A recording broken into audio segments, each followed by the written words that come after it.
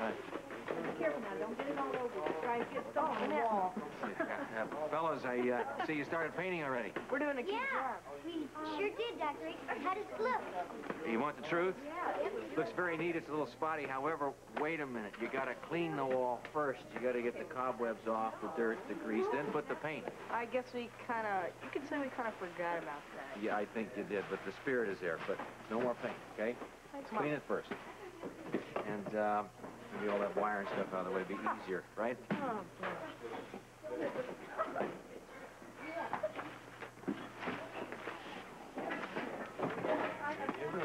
Doesn't know. Always thinking about Laura. No. Oh. Over there. Over You're right. It doesn't help. Here, why don't you take it? Tell you what does, though, and that's staying real busy. Why don't you give Claudia and Brian a hand over there? I think they need it. Brian. Did you see that little... Thank you. For what? You're making me keep busy. Yes, it does. Anybody got a dustpan? Here, how about a little help with this? Oh, we lost the dustpan again. This is mine, but I can Rick, we seem to have company. You know who they are? No, but I get the feeling they're not our official cheerleader. Hi, fellas. It looks like you came to help. Thanks. Hey, what's going down, Pop? Oh, you got your family tree just a little bit mixed up. I am not your pop. My name is Rick Weber, and I didn't hear yours. What is it? I mean, my friends just asked you a question, man. What are you messing up our turf for?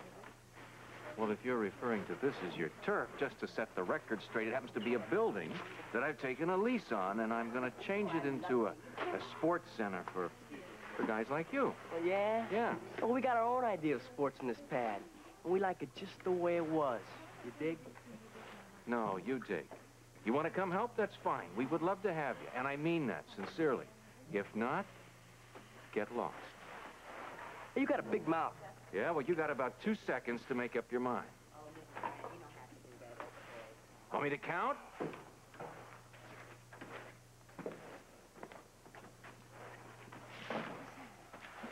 Sorry. Yes. Friends of yours? I would hardly say that, Steve. I didn't think so. Rick, you must be tired of hearing this, but has there been any word about Laura? No, we keep hoping to hear something from Luke. He's in New York. Oh, you went to New York? Yeah, he's following up a lead on the photographer who did the Miss Star Eyes shoot. It seems that he's disappeared as well as one. What is this, a labor relations meeting, Dr. Legree? We were just asking Rick about Laura. You heard anything? No, I'm sorry. Robert Scorpio seems to be onto something. Well, he's the right man for the job. What's he come up with? He's got a whole bunch of people together over at Kelly's, and they're going to get together and try and locate somebody that was on the plane with Laura. Right, now, is everybody set? Oh, yeah, but shouldn't we synchronize our watches? I mean, that's what they always do when they rob a bank or something on TV. We're not robbing banks.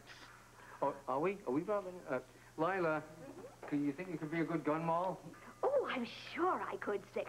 Just exactly what does a gun mall person do? Come on, is it always me? Come on, let's go. Hey, you guys, I made you some coffee. It sounds like it's going to be a long night. Oh, Rose, darling, how sweet of you. It is going to be a long night. Very. It is, Robert. But it's going to work. I'm sure of it. We're going to be hot on the trail of Laura Spencer Friday night. Let's do it. Good luck. Right, sweetheart. Ladies and gentlemen, fighting in the center ring, it's Jeremy Logan against that New York City punk, Artie Bradshaw. Ba-bam! Yay! That horseplay is really neat, Slugger. But I tell you what, why don't we get these tires out and save that for later, okay? Fine. Move it. Roll them. Out. Get going. Good boss man, huh? Yeah, you're a great boss. I'm really tired. You know, that's not a bad idea, having a boxing ring in here. We'll keep that in mind. Excellent. Oh, thank you. Let's help the troops, okay? I don't care what you say, Audrey. I will not have Jeremy making fun of his elders, including Arthur Bradshaw. Darling, I couldn't agree more. All I'm saying is wait till later to talk to you about it. Make too much of an issue of it now. You're going to ruin his evening. Hey, speaking of Bradshaw, have you ever noticed how hard he pushes himself?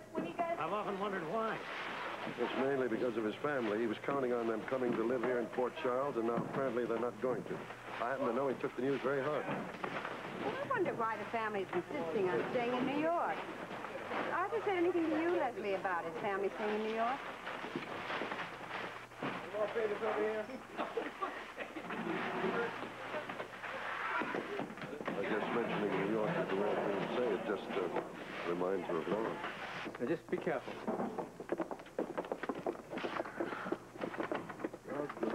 Taylor, are you sure we're in the right place? This looks to me like a dry cleaner's. It is a dry cleaner's, Lila. It's just that they've diversified into other lines. Really? Well, if they're this successful, perhaps ELQ should know about it. Stella, remind me to talk to Mr. Quartermain. He adores gobbling up smaller companies. How you doing there, Slicker? Got it. This is the one. Okay. Here we go. The light. Got it. Okay, guys. This is your home away from home. My goodness, there's a lot of telephones. They must do a wonderful dry cleaning business. They do, Lila, but this is in reverse here. Here, they take the customers to the cleaners. Okay, listen, I want your attention for a few minutes now. We better get started on this. We don't have much time. Because at 6 o'clock in the morning, the owners get back here and resume their daily chores. Right. I think you mean the daily doubles. Well, whatever. Okay, just select the phone, sit down, and I will give out... Get it back, Robert. I'll give out these forms here. Keep my eye on the door. Now, what instructions have you got, Jackie? All right, okay. Now, if you'll all look at what I've prepared, there's a speech at the top. Okay, now, before we go over it, I want you to know it's got to sound convincing. Are we supposed to say all this stuff? Yes, and let me say it again. You've got to sound convincing. I know it's wild, but it could help. It helps to find Laura. It'll work. It'll work. All right, now, if you'll follow exactly what I've got written, we'll go over it. Take Luke and Laura. They finally have everything fixed to where they can go ahead and get married. Yeah. And then at the last minute, the wedding's called off. And then it's on again. And then when it finally happened, it was so beautiful. And so perfect. That not even Scotty could spoil it. And now my sister's gone. Well, you know, Amy, there are a lot of answers to that. One of the easy ones is that life has no guarantees. Sorry, I just don't understand that. Well, whoever told you life was perfect? Nobody. But that doesn't mean it can't be. We hope life can be good. Most of us try our darndest to make it that way. It's what keeps us going, huh? That's just the point that I'm trying to make, Claudia. My sister is gone. And now there's this girl, Jackie Templeton. Her sister is missing, too. And there's that girl in the hospital that was in the accident. Now they're thinking that somebody deliberately hit her. I guess what I'm trying to say is at some point, the whole thing just seems like a bad joke, you know? No matter how hard you try to make everything good, somebody or something is trying to spoil it for you. Oh, honey.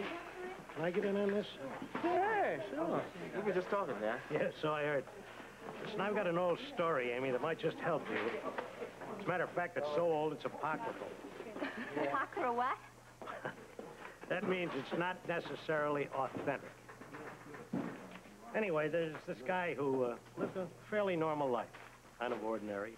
When he died, he found that life after death was absolute perfection. Whatever he wanted to do, eat, drink, whatever pleasure or comfort he wanted, all he had to do was think of it, and it came to him instantly. In other words, nothing to mar him. No more worries. Nothing to mar the absolute perfection of his life. Sounds like heaven. Yeah, it does, doesn't it? Yeah. The only trouble was that all this perfection began to get to him. Day in, day out, nothing but perfection. Finally, he couldn't stand it anymore. So he went to the man in charge and he said, look, I just can't take this. I've got to feel some pain. What happened? Well, the man in charge looked at him and says, I'm sorry. So the guy started to plead. He got down on his knees and he begged. He said, look, I just can't take this anymore, day in, day out perfection. He says, please, I must feel some pain. Do me a favor. Send me to hell. Oh, you're doing a great job. The man in charge looked at him and said, where do you think you are? Oh, no. And I like that story. But the fact is, there's never any pain in life, and the good has no meaning. But we can try to make everything good. A lot of us think that's why we're here. Love each other, keep hoping, never ever lose faith.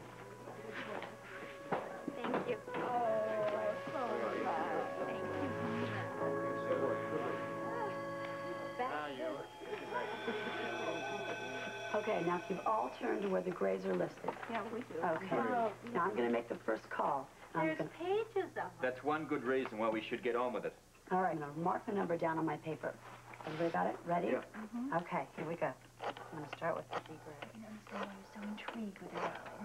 She has all the charm of third grade arithmetic teacher. You shut up. She knows what she's doing. I see there's a D grade mortician. Oh, yeah? Well, why don't you call him, Lila? Maybe he flies on his day off, you know? I think someone's answering. Hello? Mr. D. Gray? This is Miss Waters at New Amsterdam Airways. I'm sorry to disturb you at this hour, but our attorneys have just informed us we are filing our complaint against you in court tomorrow morning. Yes, we just feel you have a right to know. What complaint? In federal court, Mr. Gray, asking for damages for the incidents you caused on our flight number 24 from New York to Boston. It left New York at 7:30 on December 18th, 1981. Well, our records show Mr. D. Gray was a passenger on that flight. I see. When we come to trial, if it's necessary, could you prove that you were not aboard that flight? You can. Okay, I'm sorry, sir. Thank you. It worked? Like a charm. He's never flown New Amsterdam Airways. Okay, so we mark it down, and then we go on to the next call. Does anybody have a question? Yes, I do, dear. Won't New Amsterdam Airways be rather upset by what we're doing? I mean, we're making it sound as though they sue their passengers. That's a good question, Lila. But understand that the airlines have given us their permission to do this. I can't imagine them doing something like that. Well, let's just say that a few of my former colleagues from the World Security Bureau convinced them. Any more questions? No, I can't wait to make my first call. I can't either, darling. I'm so good. You know, I'm trained lesbian. Yeah. I knew that. The first time I laid on you, I said to myself, that girl is trained. All right, people, let's do our assigned columns. Let's do it.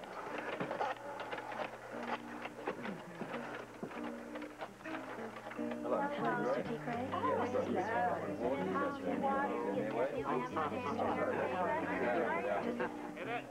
No, there, you cheat. My darling. Yeah. The troops are getting a tiny bit restless, not to mention crabby. I think a 10-minute break might be in order. I think that is an excellent idea, but I'll do better than that. Hey, everybody, listen up. Little announcement. I will make it just as brief as I can. Oh, that's good thinking, Rick. Well, maybe I'll leave off the part then, and I think you all are doing a great job. Now, I better include that. Yes, you're doing a fine job. I really appreciate it. You're right. Folks, you ain't seen nothing yet. Tell you what, I think it's time for a break. Let's head over to Kelly's. About 30 minutes. We'll eat. Lesley will pick up the tab. Leave that right there. Thank you. Thank you for the part about picking up the tab. It's all right, I'm independently wealthy. I married a rich person. Okay, let's go. Come on. You get your coat. Do you think, honey, we Yeah. need to lock up if we're only going to be gone 15 or 20 minutes or so? Oh, absolutely, down here on the waterfront, especially with the visitors we had earlier. Yeah, you're right. Now I get the lights. Okay. Go ahead. Where's the lock? Oh, here's the lock. Hold down here. I wish I'd brought my earmuffs. Yes, it is. Whew.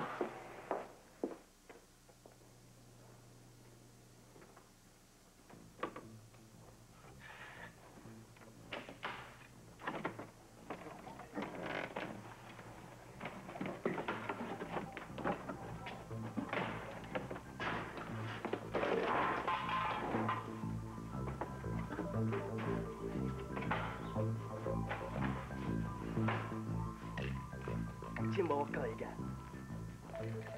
I got red. Junior, green. I got yellow. Okay, boys, let's decorate.